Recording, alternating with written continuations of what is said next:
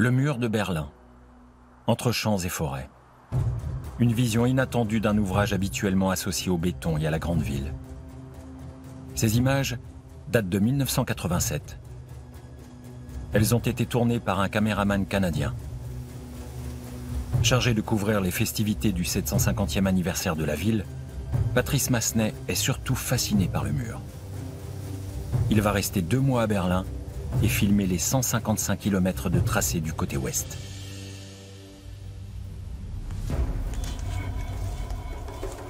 Il observe les exercices des forces alliées et joue au chat et à la souris avec les soldats est-allemands postés sur les miradors. Ces images sont un témoignage unique sur la vie d'un territoire qui semblait alors divisé pour toujours.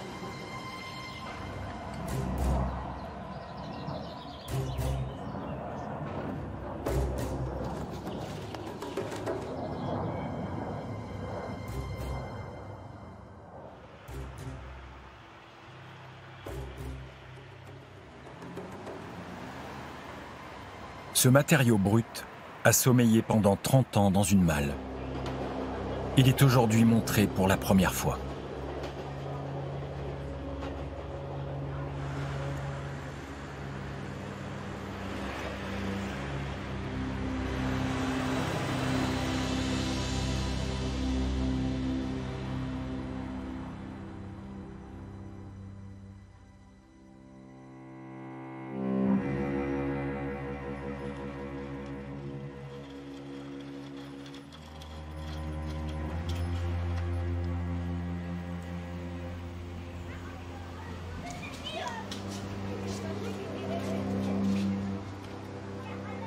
En 1987, Berlin-Ouest compte plus de 2 millions d'habitants qui ont adapté leur mode de vie à leurs conditions d'emmurés.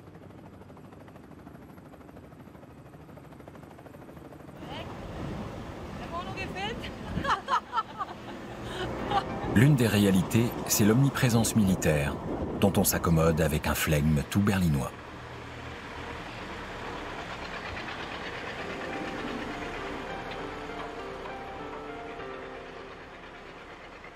Véritable infrastructure à part entière, le mur se ferait un chemin à travers la nature comme à travers les barres d'immeubles. Pendant 28 ans, il sera soigneusement entretenu. Son caractère infranchissable est régulièrement vérifié car il faut combler toutes les failles. Le dispositif de sécurité est hors norme. De nombreux citoyens est-allemands vont néanmoins tenter de fuir un État qui les opprime.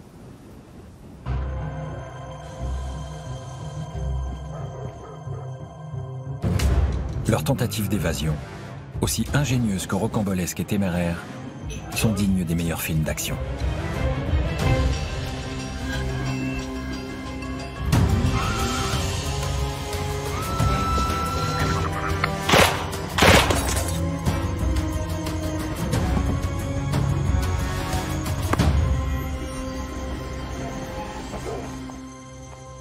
Retour en arrière.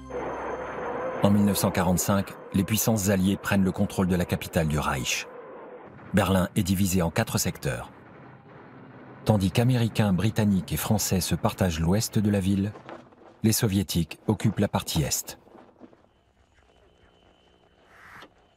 Berlin-Ouest devient une enclave occidentale au milieu du bloc communiste.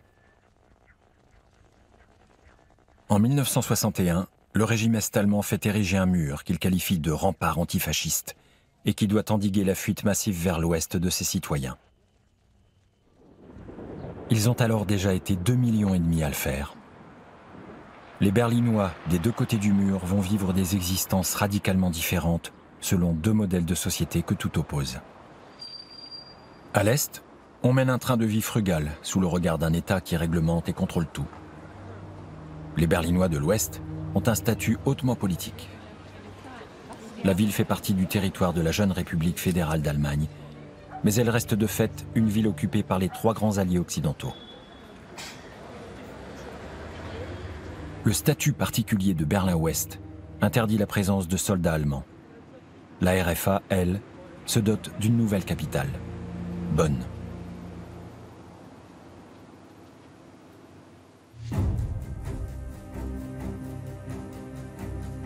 Une fois le mur construit, les tentatives de fuite deviennent difficiles et périlleuses.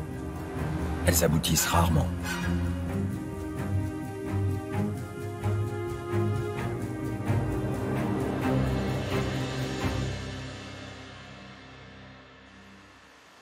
Beaucoup se soldent par la mort.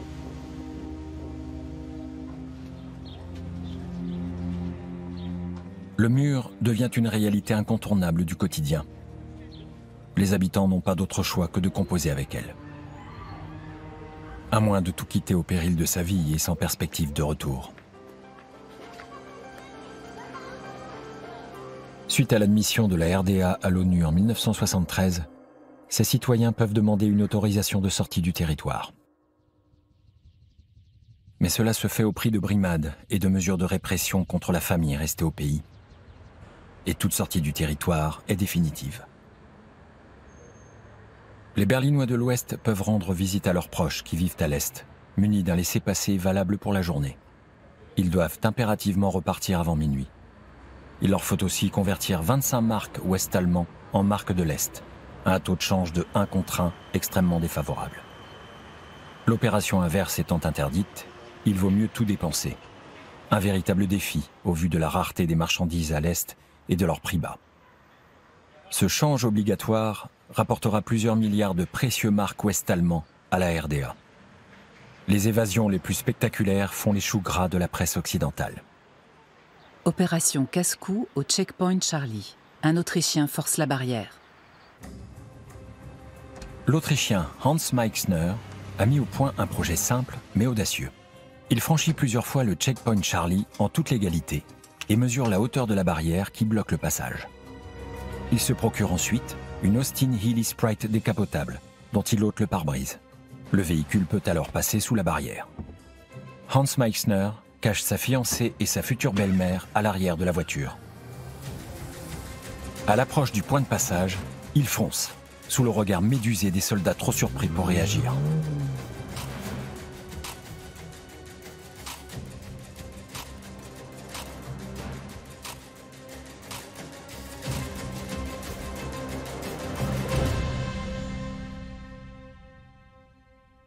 Au lendemain de cette action d'éclat, la barrière sera renforcée par le dessous.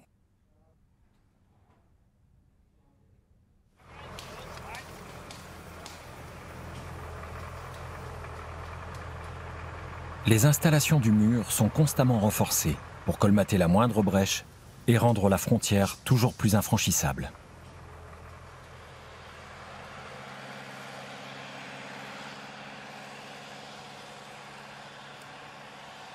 Entre 1961 et 1964, les coûts de construction, de protection et de fonctionnement des dispositifs frontaliers s'élèvent à près de 1,8 milliard de marks est-allemands.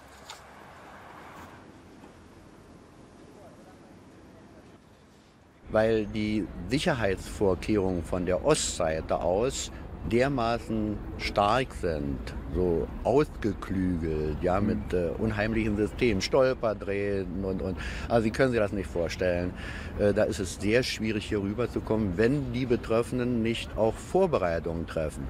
Leitern, Strickleitern, Steigeisen. Und sie müssen immer davon ausgehen, wo diese Metallzäune sind. Das ist ja nicht bloß ein einfacher Zaun, das ist ein Zaun mit nach Osten gekehrten Spitzen. Und wenn Sie jetzt da hoch wollen, dann reißen Sie sich an diesen Spitzen, die zur Seite führen, ja? Hände, alles auf, wo Sie bloß hinkommen. Wenn Sie runterrutschen, sind Sie kaputt.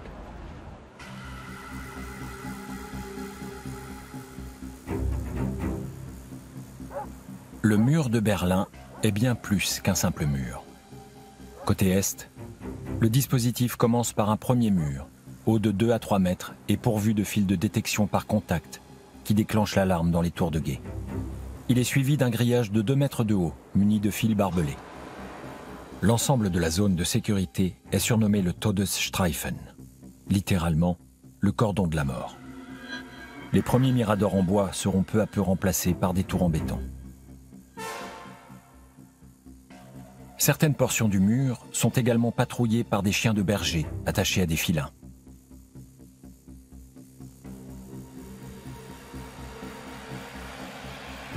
Une bande de sable soigneusement aplanie à la herse permet de détecter la moindre trace de pas.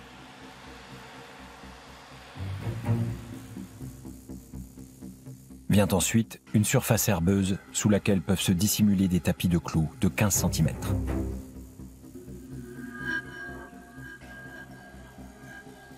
Le mur à proprement parler, celui qui domine la physionomie de la ville, mesure près de 4 mètres de haut.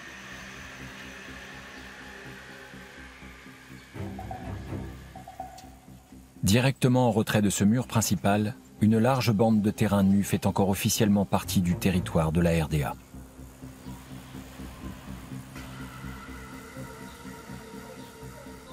Les gardes-frontières est-allemands sont autorisés à tirer sur les fugitifs qui s'y trouvent.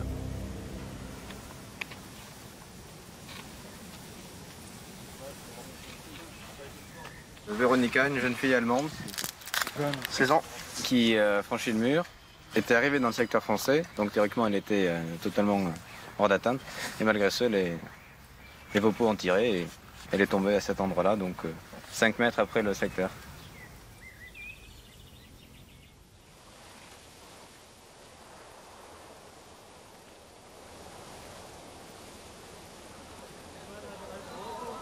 Pendant ce temps-là, des citoyens de Berlin-Ouest passent quelques moments de détente dans les campings de la ville sous le regard des soldats est-allemands. Comme ici, à Kladow, dans le secteur américain. Es ist was anderes, wenn die jungen Leute von Westdeutschland hier rüberkommen. Also die sagen auch, das ist fürchterlich, schrecklich, wie haltet ihr das bloß aus, ne? Die können das nicht verstehen, dass für uns das eigentlich normal ist, ne? Die sehen wir schon ja nicht mehr. Nee? Ja, ist doch schön. Wir leben doch damit, ja. Ist doch schön versteckt. Im Winter sehen wir sie. Jetzt haben sie jetzt neue Lampen installiert, ja. Naja, und sie ist immer glücklich, nicht, dass sie in der Küche oder im Bad kein Licht braucht, dann wird ja alles schön vom Osten bestrahlt. Das spart sie natürlich unheimlich.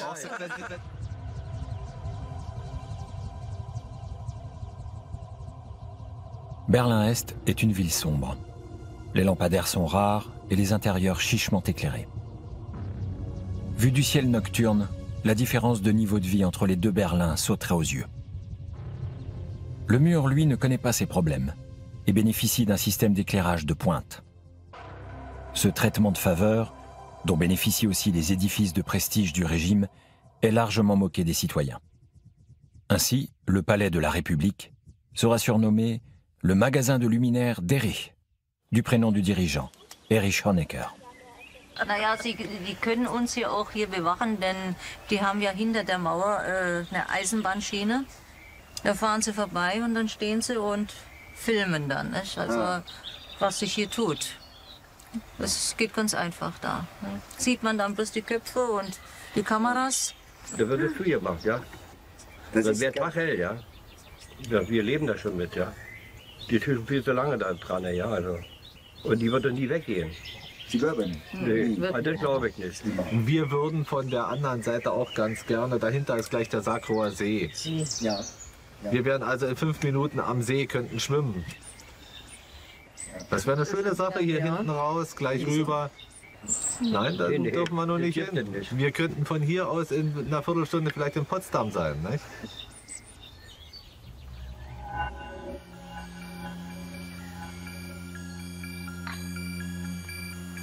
Le mur entrave le quotidien de tous les citoyens de la ville. Si ceux de l'Ouest se plaignent de ne pouvoir accéder aux lacs, aux villes et aux villages environnants, certains habitants de l'Est sont obligés de contourner la moitié de la ville pour rendre visite à leurs proches.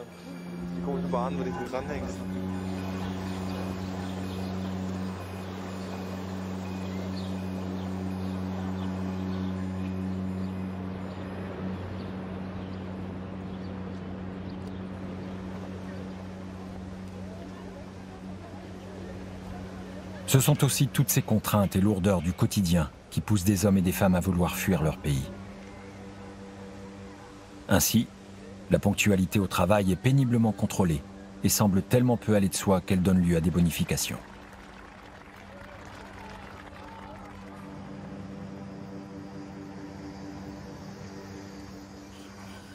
Des produits de première nécessité viennent subitement à manquer. Sel, poivre, allumettes. Du jour au lendemain, le beurre et la farine sont rationnés. ou les raisins secs, ingrédients essentiels des gâteaux de Noël allemands.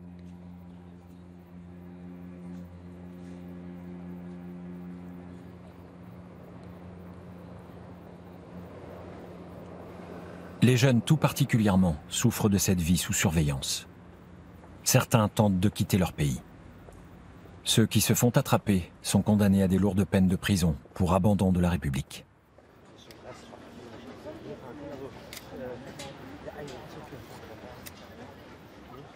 Un traité entre les deux Allemagnes permet à la RFA de racheter un grand nombre de ces prisonniers.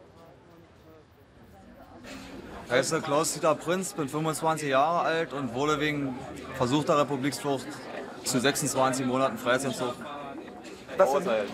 Ich habe versucht, die DDR illegal zu verlassen, da ich mich von den staatlichen Organen überwacht wurde.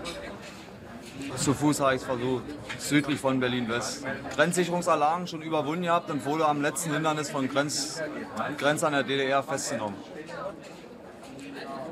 Sofort in Untersuchungshaft nach Potsdam zur Staatssicherheit. Ja, ich habe eine Demonstration gemacht und zwar vor der Kaufhalle, ein Supermarkt, wie das so schön heißt.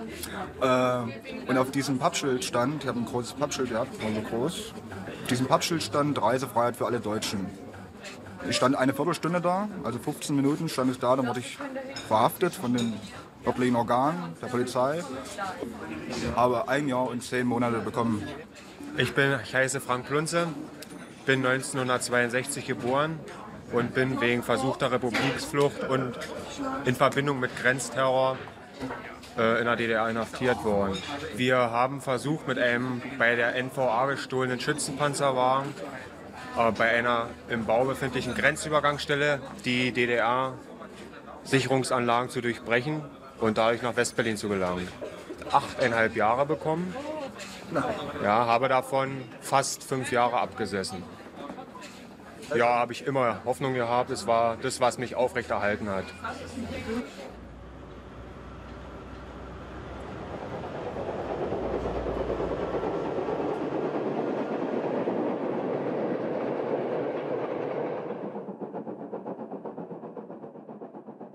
Des trains spéciaux relient la RFA à un certain nombre de villes est-allemandes.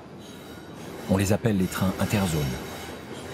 C'est dans l'un de ces trains que va se dérouler une évasion ingénieuse.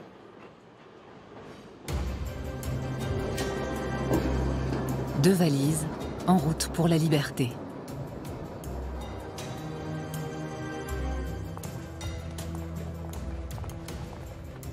Ute Schmalfuß, citoyenne est-allemande âgée de 19 ans, est tombée amoureuse d'un Français. Mais ses demandes répétées de sortie du territoire sont refusées. Un soir, à Leipzig, elle se glisse furtivement dans le dernier wagon d'un train interzone. Elle sait que tous les passagers seront contrôlés avant le passage du poste frontière.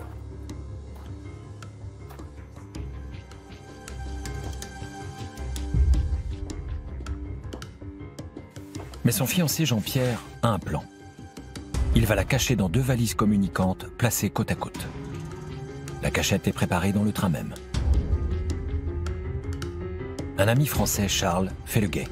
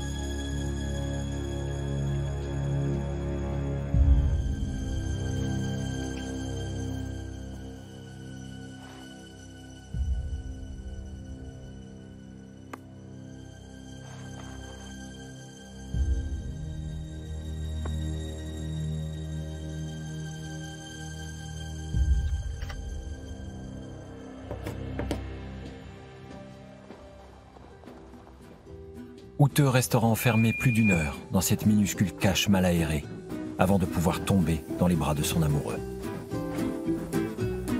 Les plus jolies filles habitent en face dans ma rue, 36 pas où autour des doigts, promesses des vagues, litanie, jamais gonflées, bras agités. Elles se tiennent à l'écart pour ne pas trop parler. Suite à cet incident, l'inspection des trains devient encore plus minutieuse. Une nouvelle brèche dans le rempart antifasciste est comblée.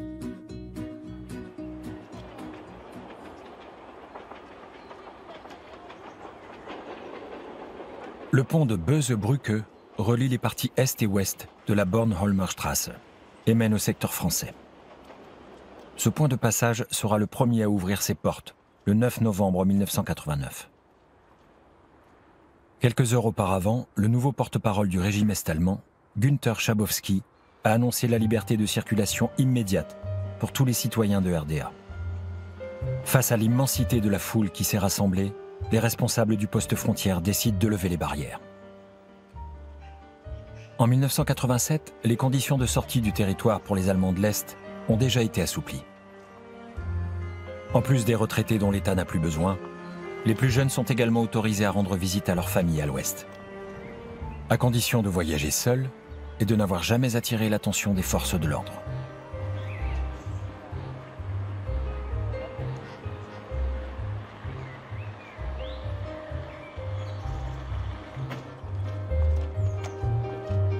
Les demandes de sortie du territoire sont traitées de manière totalement arbitraire. Il n'est pas rare qu'un demandeur apprenne le matin même qu'il a jusqu'à midi pour partir.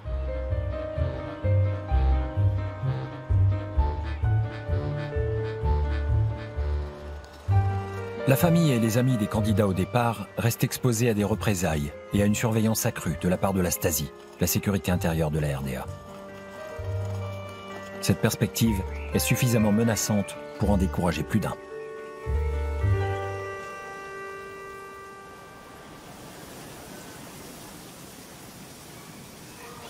Nein, mich stürze nicht. Aber ich habe im Fernsehen gehört, dass die bald abgerissen wird, die Mauer. Dann kann man auch darüber gehen schön, ne?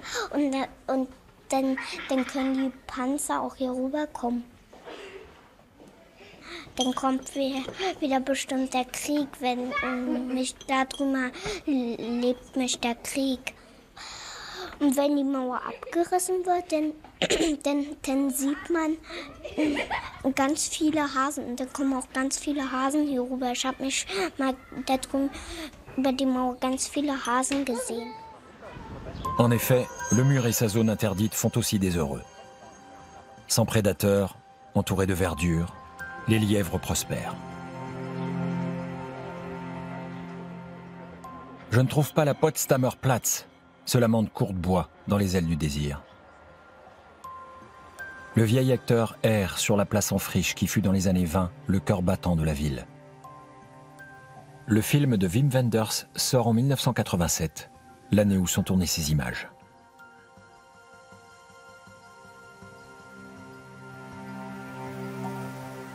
Le réseau ferré dans et autour de Berlin a été en grande partie détruit pendant la guerre. Sur le territoire de Berlin-Ouest, de nombreuses voies resteront désaffectées. D'étonnants biotopes s'y développent, pittoresques et foisonnants. En lisière du mur, les terrains vagues abondent. Des projets de vie insolites et alternatifs vont éclore dans la ville enclavée grâce à des loyers particulièrement bas. Et grâce aux généreuses subventions de l'État ouest-allemand, sous forme de réduction d'impôts et d'aide au logement. Certaines friches sont investies par des habitants en quête de verdure, des oasis au pied du mur, à la jonction entre Est et Ouest.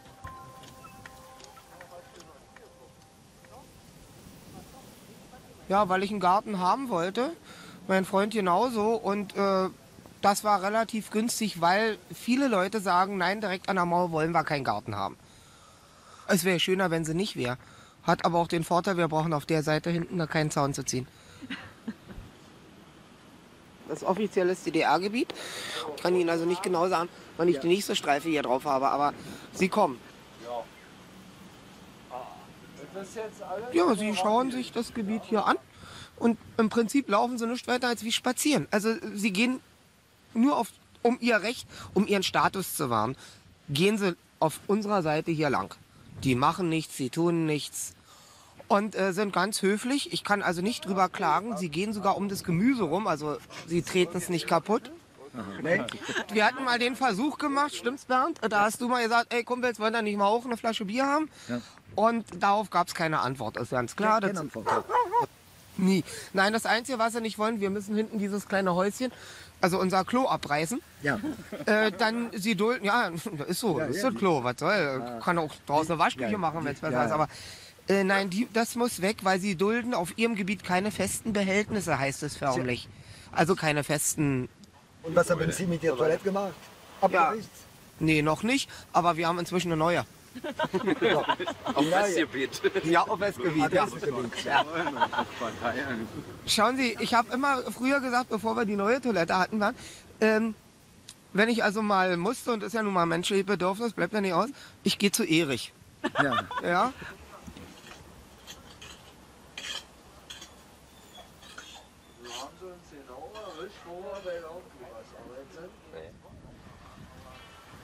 Ja, ich habe alle meine Verwandten drüben. Direkt dieses Haus hier.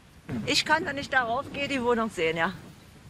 Dahinter, da wohnt meine Schwägerin mit ihren Kindern. Ich muss aber mindestens 2 Stunden fahren über den Bahnhof Friedrichstraße. Nein, die kann nur herkommen, wenn Jubiläen sind. Zum Beispiel zur Silberhochzeit oder zu meinem 50. Geburtstag. Dann können sie kommen. Das aber sonst nicht. Ja, wir haben damit eben dann... Zu Anfang war es unfassbar. Aber... Nach 3, 4 Monaten hat da keiner mehr großartig hingeguckt. Nicht das, was jetzt irgendwie in dem Sinne akzeptiert haben, das nicht. Aber was soll man machen? Man lebt damit. Es gibt rund um Berlin einen wunderschönen Radweg. Ungefähr in 4 Stunden, wenn man hier losfährt in diese Richtung, kommt man aus der wieder an.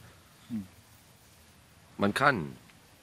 Ob wir jetzt also nur hier heulen oder schreien oder was weiß ich mit den Fäusten auf den Boden hämmern, es bringt nichts. Wir müssen einfach so gut, ja, wir müssen aus dem Schlechten das Beste machen, was wir machen können. Ja, und das ist also meine Meinung, aber wie gesagt, in dem Sinn akzeptiert. Dass wir also sagen, das ist schön, das ist prima, das muss so bleiben, das wollen wir alle nicht. Nein, man kann die Mauer nicht vergessen. Es ist wie eine Stahlkrawatte um den Hals. Man kann einfach nicht damit leben, man darf auch damit nicht leben.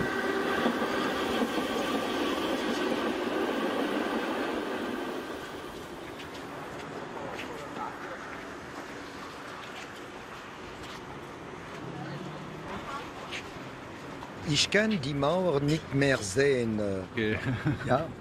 Ich habe eigentlich nichts gegen die Mauer. Ich denke, die Mauer muss sein. Gar nicht so sehr aus politischen Gründen, sondern weil ich denke, ohne die Mauer wäre der westliche Teil Berlins nur halb so viel wert, wie er wirklich ist. Weil gerade die Mauer macht eine große Attraktion aus und schafft auch viele Möglichkeiten, dass 2 Systeme zusammenstoßen. Und das schafft auch viel Leben. Auf der einen Seite. Und ich kann mir West-Berlin ohne Mauer gar nicht vorstellen.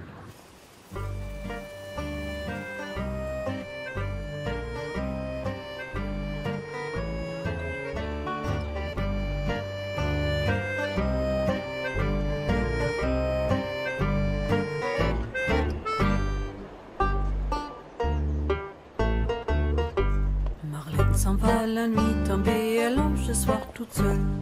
Tout au long des rues perdues, son rouge s'efface au mur. Elle s'arrête au coin là-bas, au bord des wilden Kerle, voir si elle y trouve un gars qui personne n'aime en elle.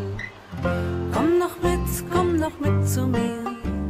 Ich sag dir, wohin wir gehen. Komm noch mit zu mir. On danse tango, java et valse avant le jour. Marlène, tu tournes la tête à ceux qui veulent et ceux qui cherchent plaisir. Tu danses tango, java et valse, tu vas jusqu'au délire. Tu tournes la tête à ceux qui veulent et ceux qui cherchent plaisir. Tu danses tango, java et valse, tu vas jusqu'au délire.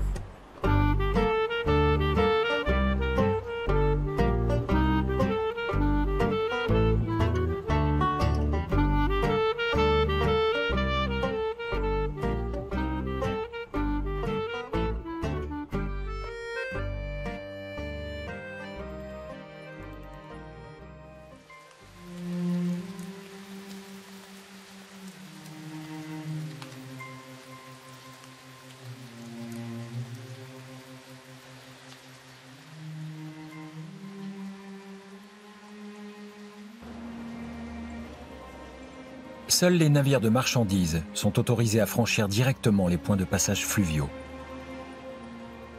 Les bateaux de plaisance sont chargés sur des barges, puis redéposés une fois la frontière passée. Il arrive que les barrières sous-marines soient levées pour permettre à des navires est-allemands de traverser Berlin-Ouest, afin de leur éviter un long détour.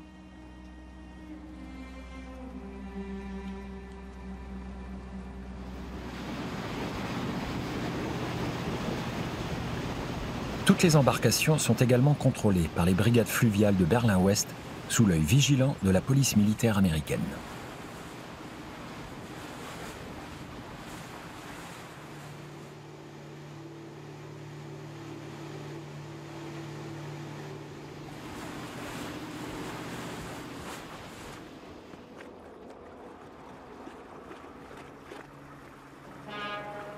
C'est au milieu du pont de Glienicke qu'Américains et Soviétiques échangeaient leurs agents.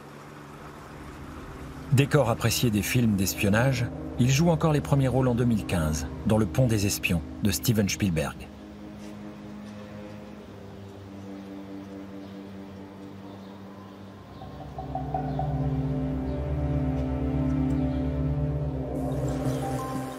À Berlin-Ouest, l'enfermement n'empêche pas les loisirs. En été, on pêche. On fait de la voile et du ski nautique sur le lac de Wannsee. L'hiver, on descend à ski du Teufelsberg, point culminant de la ville avec ses 120 mètres d'altitude.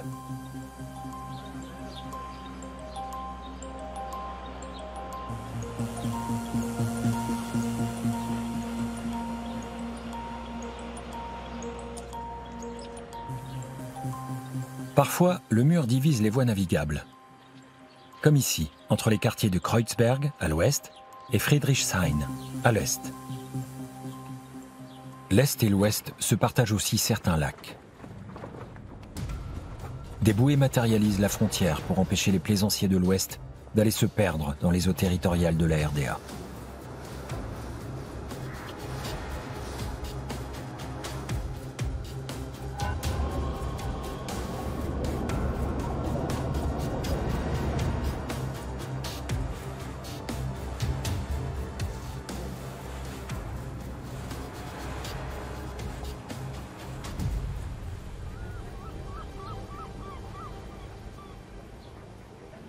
Es sind einige Leute, haben versucht, durch die Spree in den Westsektor zu gelangen. Bloß da wurde der Fehler gemacht, dass von Westberliner Seite aus Bekannte oder Verwandte zum Empfang praktisch da waren. Und die haben jetzt die Polizeibeamten darauf aufmerksam gemacht, dass in der Nacht jemand von den Osten nach dem Westen will. Dadurch hat der Osten gemerkt, dass bei uns Aktivität war und dann fuhren die mit ihren Booten, die haben ja Boote da drüben, ja, immer an den Mauern entlang im Kanal, also in der Spree, ja, um zu verhindern, dass jemand hier rüberkommt. La Spree traverse Berlin. Même si la totalité de la rivière fait partie de la RDA, sa rive occidentale n'est pas accessible aux bateaux est-allemands, qui circulent entre les ponts Elsenbrücke et Oberbaumbrücke. Les installations frontalières courent au milieu de la rivière. Il existe cependant un point de passage au niveau du Landwehrkanal, un canal de Berlin-Ouest qui donne sur la Spree. Il sera le théâtre d'une évasion rocambolesque sur le bateau de croisière Friedrich Wolf. Fuite sur la Spree, plein gaz vers l'ouest. En juin 1962, 13 Berlinois de l'Est, parmi eux un bébé, détournent un bateau de croisière. Déguisés en personnel de nettoyage, ils montent à bord.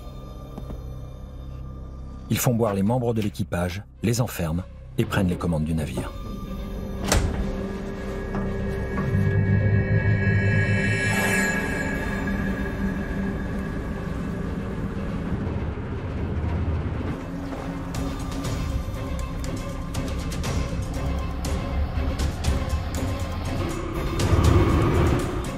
Arrivé à proximité de l'Oberbaumbrücke, le bateau change subitement de cap et file vers l'écluse située à l'ouest. Des patrouilleurs est-allemands le prennent en chasse.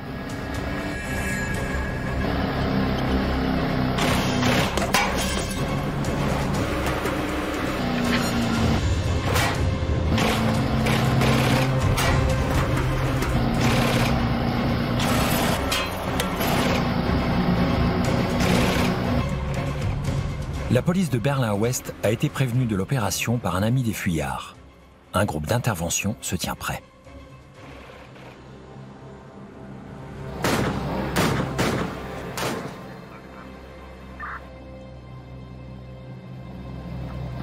Les fugitifs atteindront sans dommage la rive occidentale.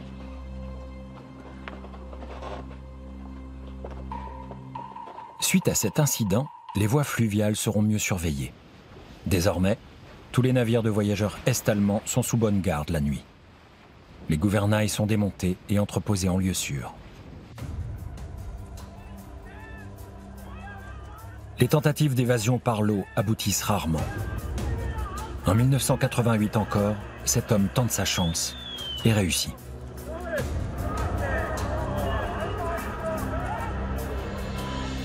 Les gardes frontières qui abattent un fugitif reçoivent une médaille, des congés spéciaux ou des primes financières.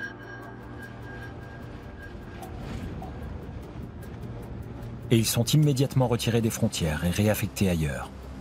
Il faut à tout prix éviter que les soldats ébruitent le fait qu'ils doivent tuer leurs concitoyens.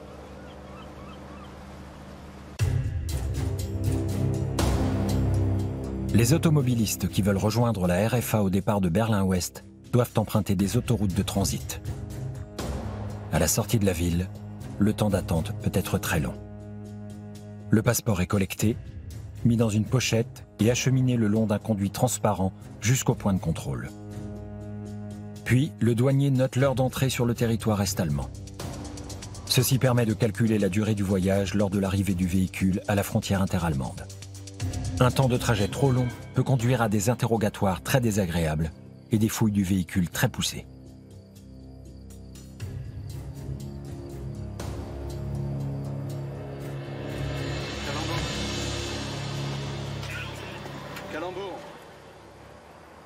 L'autoroute A111 permet de quitter Berlin-Ouest par le nord pour rejoindre une autoroute de transit vers Hambourg. Elle est peu fréquentée, car pour les automobilistes est-allemands, elle ne mène en réalité nulle part.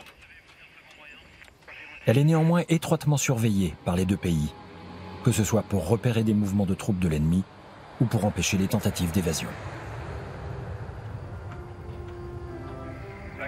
L'espace aérien est également sous surveillance. Les avions qui atterrissent à Berlin-Ouest ou qui en décollent sont soumis à un protocole strict, appliqué par les 4 puissances occupantes de Berlin.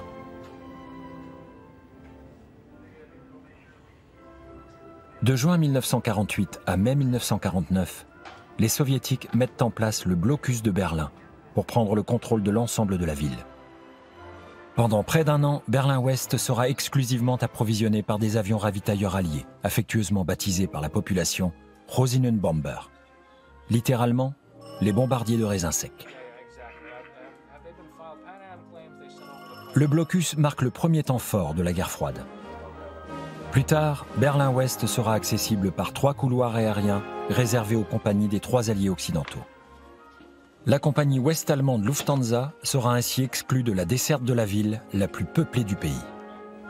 Et le trafic aérien européen ne transitera pas par Berlin.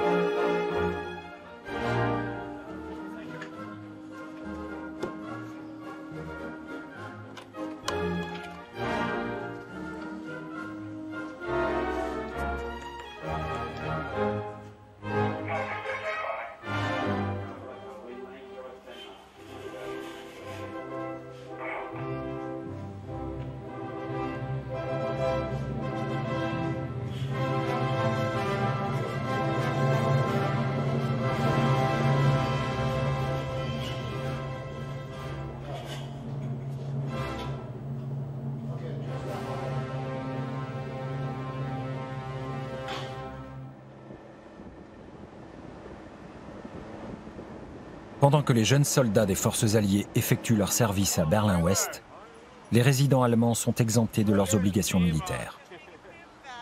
Toute une jeunesse masculine vient s'installer dans la ville emmurée pour étudier, travailler ou simplement jouir d'une paradoxale liberté.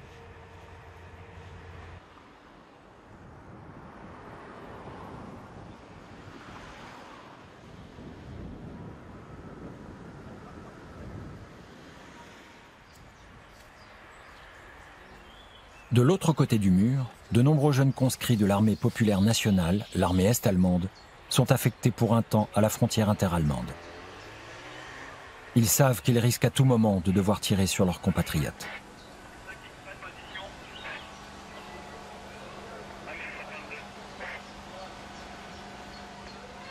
Ja, man gewöhnt sich dran. Wissen Sie, man gewöhnt sich an die Mauer. Die Kinder spielen hier dran, sie üben Tennis, sie malen da an die Mauer. Also manche Soldaten sind schon ganz nett und die Kinder unterhalten sich, sie rufen mal was rüber, sie unterhalten sich, was die für Tiere haben und ob sie jeden Abend hier sind. Nett, lustig und sie haben auch geantwortet. Es gibt aber auch welche, die reagieren überhaupt nicht, ne?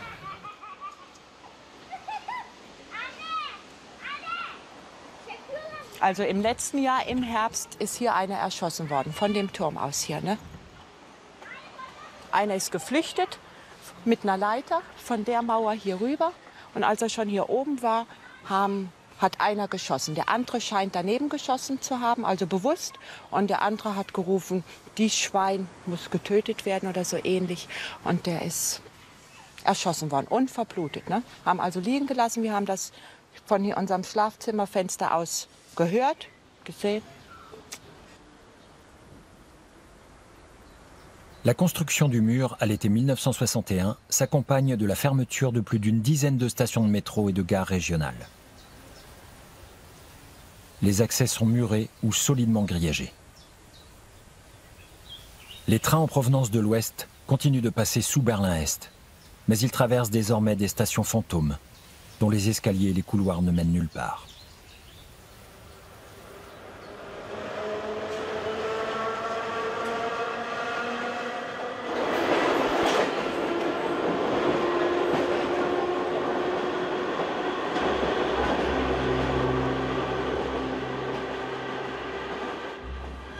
Le réseau ferré interne de la RDA est largement dissocié des lignes de train interzones.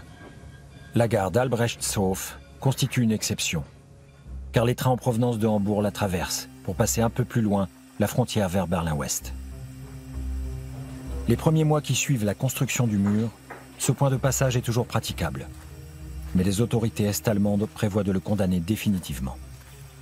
Le conducteur de locomotive Harry Detterling et son chauffeur décident d'exploiter la faille avant qu'il ne soit trop tard. Ils parviennent à se faire affecter sur une ligne qui permet d'accéder à la gare d'Albrechtshof. Le jour J, ils font monter leur famille et prennent soin de neutraliser le système d'arrêt d'urgence.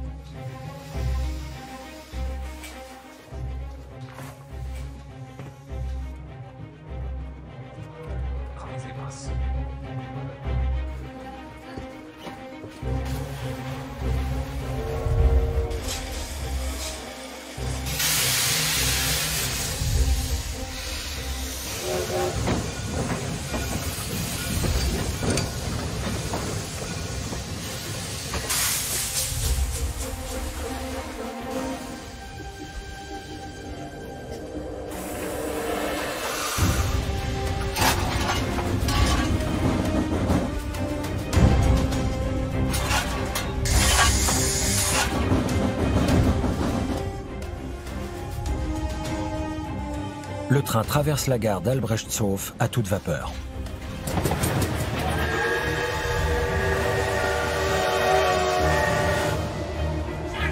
Les gardes frontières soviétiques sont tellement sidérés qu'ils ne trouvent pas le temps de tirer.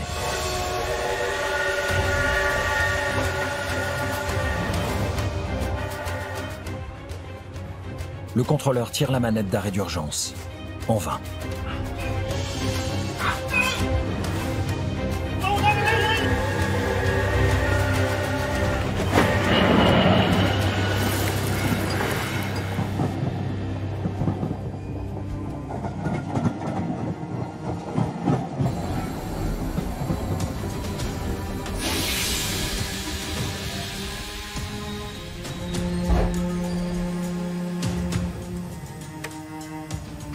Le train finit sa course 2 km plus loin, dans Berlin-Ouest.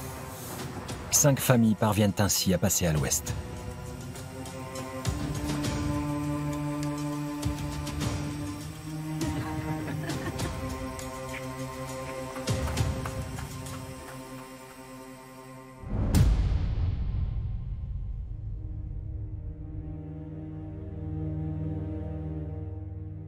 Au lendemain de cette action spectaculaire, les voies sont définitivement détruites.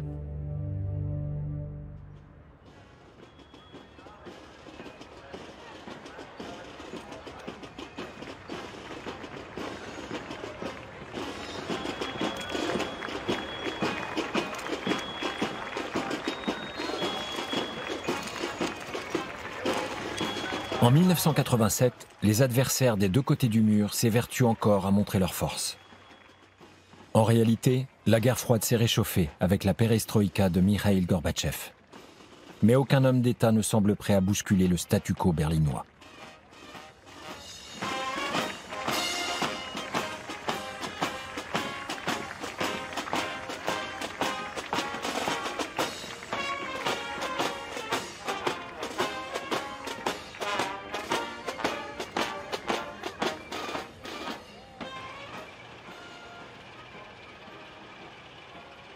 Dans le Berlin-Ouest des années 80, on manifeste bruyamment contre la course aux armements ou les sommets économiques, mais beaucoup moins contre la séparation du pays.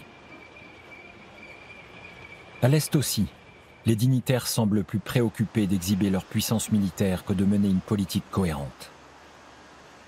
Dans 2 ans, les festivités du 40e anniversaire de la RDA battront leur plein. Ils n'imaginent certainement pas que leur pays vit ses derniers moments.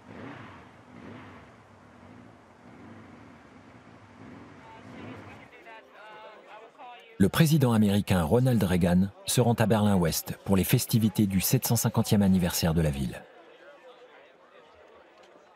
Son plaidoyer pour la liberté s'adresse aussi aux auditeurs à l'Est. Je vous rejoins, comme je rejoins vos compatriotes à l'Ouest, dans la foi inébranlable qu'il n'y a qu'un seul Berlin.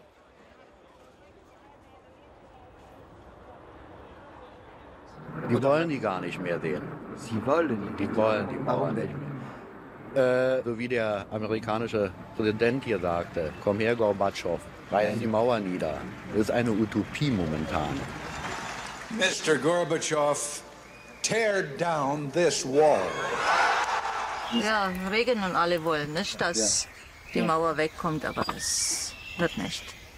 Vielleicht in 50 Jahren. Da haben die Alliierten viel zu viel Angst darüber, ja, dass die Mauer weggeht. Warum? Na, das ist doch ein ganz einfaches Rechenexempel, ja. Wenn wirklich mal die beiden Deutschland vereint werden, ja. Unser Wirtschaftspotenzial, ja, und das militärische Potenzial, aber drüben im Osten ist, ja, haben alle Alliierte Angst. Ja, dass es nochmal so sein könnte, wie es war. Ja, also fast schon doch. Ist fast schon für uns eine Utopie. Die Menschen sind ganz anders. Wir sind hier anders als die Menschen auf der anderen Seite. Diese sozialistische Einstellung hat sie schon anders geprägt als uns. Dann stellen Sie sich vor, die Mauer wäre weg. Was dann passieren würde? Ja?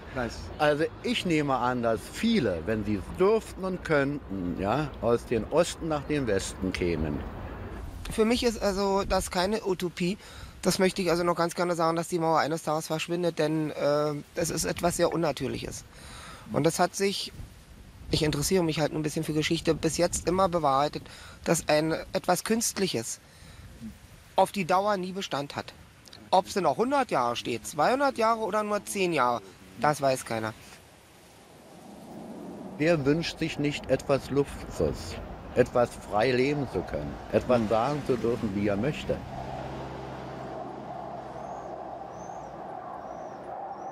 Durant 28 ans, le mur de Berlin aura matérialisé l'antagonisme de 2 modèles de société. Durant 28 ans, il a empêché les citoyens d'une même ville de se rencontrer et d'apprendre à se connaître. Il a empêché Berlin-Ouest de devenir une ville allemande comme les autres. Les frontières ont été ouvertes en 1989.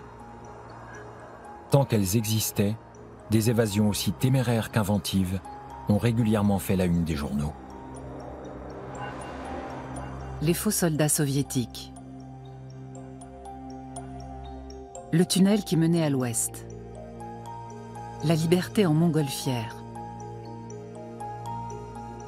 Funambulisme acrobatique. Évasion en ULM.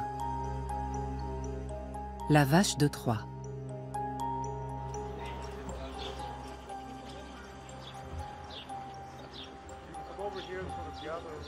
Les images tournées par le caméraman canadien appartiennent à l'histoire. Les traces de la frontière se sont peu à peu effacées, au point de rendre son ancien parcours invisible. Berlin est à nouveau capitale. Son statut spécial, si confortable, inexorablement s'estompe. Mais l'histoire de sa division, elle, ne s'effacera pas.